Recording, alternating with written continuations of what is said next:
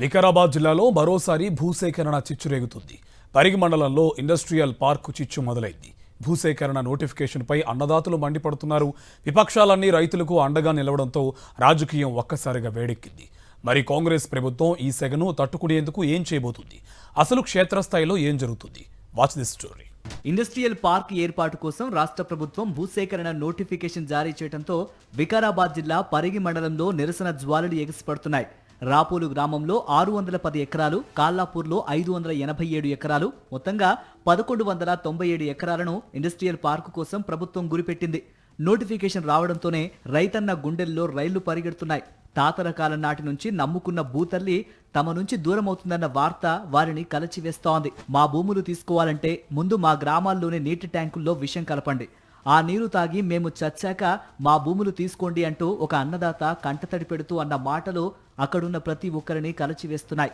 260 ఎకరాల పట్టా భూమి, 937 ఎకరాల అసైన్డ్ భూమి, మొత్తం 500 కుటుంబాల జీవనాన్ని ఒకే ఒక నోటిఫికేషన్తో ప్రభుత్వం ప్రశ్నార్థకం చేసిందని రైతులు ఆందోళన వ్యక్తం చేస్తున్నారు. భూమి లేకపోతే మేము ఎలా బ్రతకాలని రైతులు కన్నీళ్లతో ప్రశ్నిస్తున్నారు. మా పిల్లలు చిన్నగా ఉన్నారు, మేము ఎక్కడ ఎట్లా బతకాలి? మేము ముందల మా భూములు తీసుకుంటే మా కంపెనీలు వద్దు, మాకేం వద్దు, మా భూమి మాకు కావాలంతే,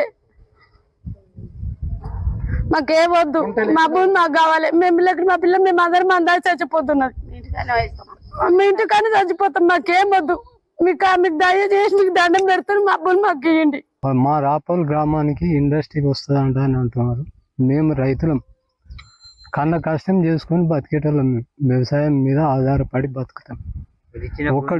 ఒకటికి 2 సార్లు ఆ భూమిని సాగు చేసుకొని ముద్దులు తీసి బోల్ రేపించి కరెంటు తెప్పించి ట్రాన్స్ఫారాలు వేసుకున్నాం.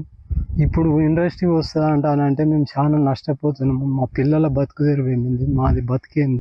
ఉద్రిక్తతకు కేర్ ఆఫ్ అడ్రస్ గా మారింది పరిగి బస్టాండ్ సెంటర్. బీజాపూర్ హైవేపై రైతులు బైఠాయించడంతో కిలోమీటర్ల మేర వాహనాలు నిలిచిపోయాయి. పోలీసుల అడ్డగింతలు, తోపులాటలు, అరెస్టుల ప్రయత్నాలతో వాతావరణం యుద్ధ భూమిని తలపించింది. లగచెర్లలో పోలీసులతో బెదిరించి భూములు లాక్కున్నట్టు ఇక్కడ సాగదు. ప్రాణాలైనా ఇస్తాం గానీ భూములు ఇవ్వమని గర్జిస్తున్నారు రైతులు. పోలీసుల కాళ్లు పట్టుకుని వేడుకున్నారు.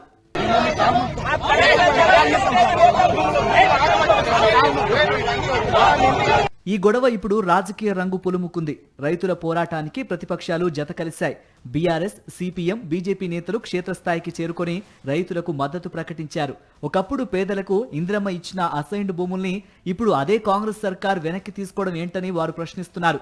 ప్రభుత్వం ఇచ్చే డబ్బుకు ఎక్కడా భూమి రాదని రైతులు ఆవేదన వ్యక్తం చేస్తున్నారు. పైసలు కట్టిస్తారు అంటే గవర్నమెంట్ ప్రకారం కట్టిస్తారు, ఆ పైసలకు ఏమీ రాదు, ప్లాట్ రాదు, భూమి రాదు, జాబులు ఇయ్యరు, ఏమి ఇయ్యరు. మా చదువు కూడా లేదు కాబట్టి జాబులు కూడా అలా ఇయ్యరు. అయితే మళ్ళీ మా పిల్లల భవిష్యత్తు రోడ్డు మీద పడుతుంది. మరి భూములు లాక్కోకుండా చూడగలరని ఏ రాజకీయ నాయకునికైనా కానీ ముఖ్యమంత్రికైనా కానీ మా ఒక చిన్న విన్నపము. నోటిఫికేషన్ బేషరతుగా రద్దు చేసే వరకు వెనక్కి తగ్గేది లేదని రైతులు స్పష్టం చేస్తున్నారు. మరి ప్రభుత్వం పట్టు వీడుతుందా లేక మొండిగా ముందుకు వెళ్తుందా అనేది ఇప్పుడు సస్పెన్స్ గా మారింది.